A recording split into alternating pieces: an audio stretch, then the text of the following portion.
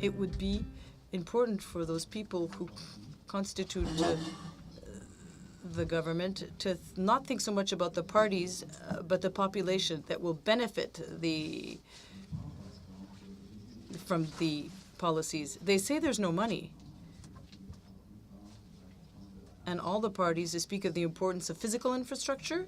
They keep coming back to this. They're ready to spend billions of dollars for physical infrastructure. Why not for the social infrastructure? For children who represent the future of our society. So I don't think it should be a problem at all. Also, this would be much less costly than building all the highways and bridges and what have you across Canada. They really have to understand that it's social infrastructure that is at the heart of any society. It isn't very complicated to grasp. We know what we have to do. Participation at every level, whether it be federal, provincial, municipal, schools have to be involved. Everybody has a role to play, up until the very last individual within every community, to create an environment in which children can grow, prosper. We understand that every single pregnant woman has to live a stressless life. These women have to be supported during the course of their pregnancy in order to make sure that these children can be born in the very best environment, in the very best conditions. 15 minutes. Wow, an elevator pitch with the decision makers. That's a long elevator ride. Well, there's a power outage. You know. Yes, well, it depends. If it's a Montreal General Hospital, it could last 15 minutes, apparently. Okay, no, but the context was well introduced. Please go ahead. One of the important challenges is that there has to be a better understanding of who is receiving the service in what context. We have to focus more on the needs of the family and the actual child. That we speak less of the toddlers. Perhaps the families have to be involved in the decision-making process. They have to themselves understand what the obstacles are to the access to services. Yes, more funds are important, but more funds in a system that remains piecemeal is not going to change much, is not going to benefit anybody much. When we see this youth faced with all this difficulty, and when we see the number of services to which they do have access, but always in the same piecemeal fashion, it's difficult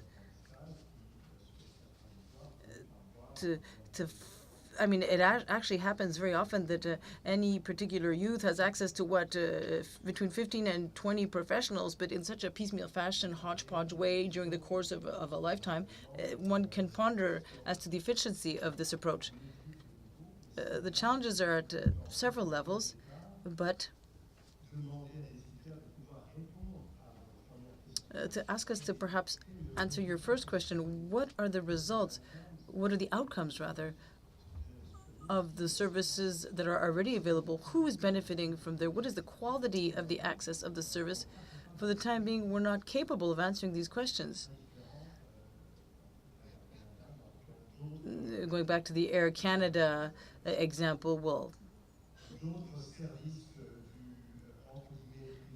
other private sector services where the clients are well known, and what is positive is to know what the client's needs. On the health side of things, we're not paying any attention to the actual choices of the clients and the needs of the clients. And our approach, we're under the impression that we have a regulated, bureaucratic approach do you correspond to this definition of service or rather this one? And it's in those conditions that you have access to this service. The fact that the government is not capable of really and truly answering the question is, in and of itself, a problem. A bank that cannot describe or define who its clients are would not be able to survive in the business world. So it's the same problem. Can we not imagine that we would have the same expectations in terms of their understanding of their needs of our clients as we have in the other fields? In terms of health and social services, as well as education, should we not be expected to have a better understanding of the needs of our clients? In terms of youth protection, for those children who are placed on the long term under protection, there is no department, no ministry in Canada that can answer the question in terms of the dropping out of school or success rate, or an even simpler, how are they faring in school? None of these questions receive any answers. So even in a situation where we take on the role of a parent as a society, we are incapable of answering the easiest of questions.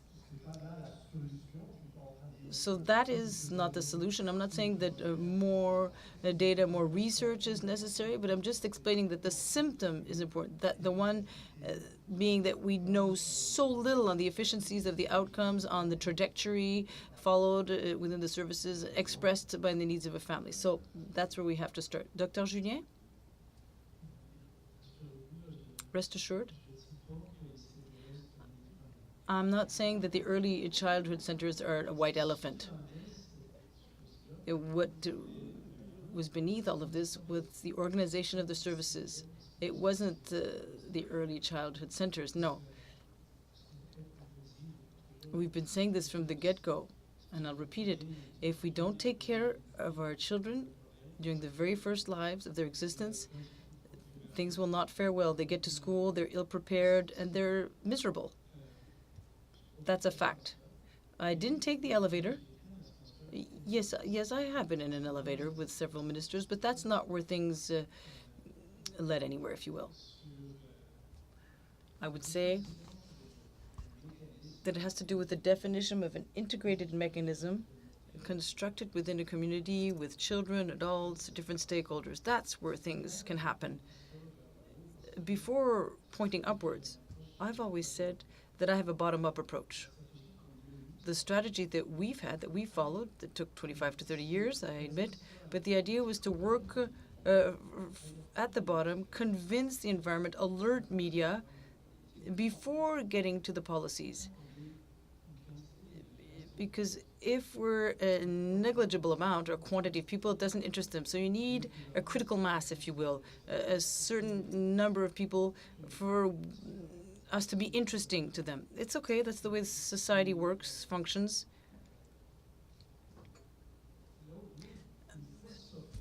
Once that's done, there's this notion of co-benefits, as Nico said, and that really is important when we're talking about investments. Then it's important and significant for government that's saying that it doesn't have any money, and we came up with a solution that was actually very economical, and that was also attractive. If you're a good doctor and you work well, and if you see 250 patients a day, that's already very valuable. But when you say it's going to cost less, and it's going to affect the most vulnerable children. They didn't really know what we were referring to. It was Dr. Bolduc, who was the health minister.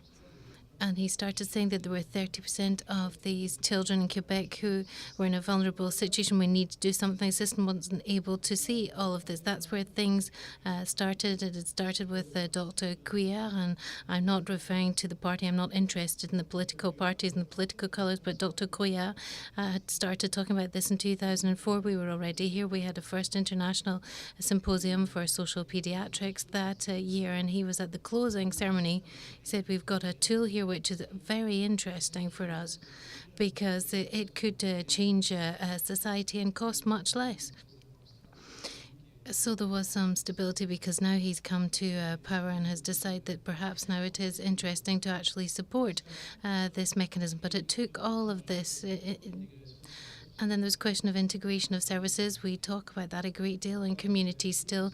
We talk about it also with municipalities because we want the metropolitan city to get integrated in the communities and bring these services together. When I went to Côte des Neiges and I went into Hochelaga by bike in the morning, I saw all the differences along the way.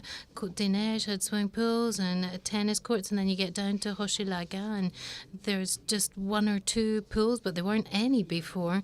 There's very few trees, and there's no police or surveillance near the schools, but up in Côte des Neiges, that was present as well.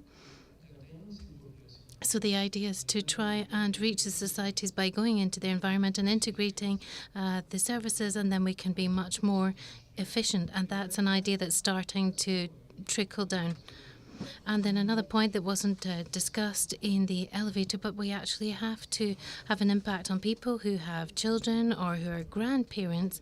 And if you invite them to come and see what's happening in Hochelaga or elsewhere, then that has an impact on it. It's a bit like private businessmen. It's the same mechanism. There's one of them who said, I leave my home, I go into the garage, I'm in my suit, I go into my office in another garage, and there I am in the centre of the town without going outside. But half an hour away, you've got children who are dying, who are not actually able to get enough to eat. And he was really amazed, and he decided to take action. And so we can mobilise politicians in the same way, but not in the elevator necessarily. That's not where it happened.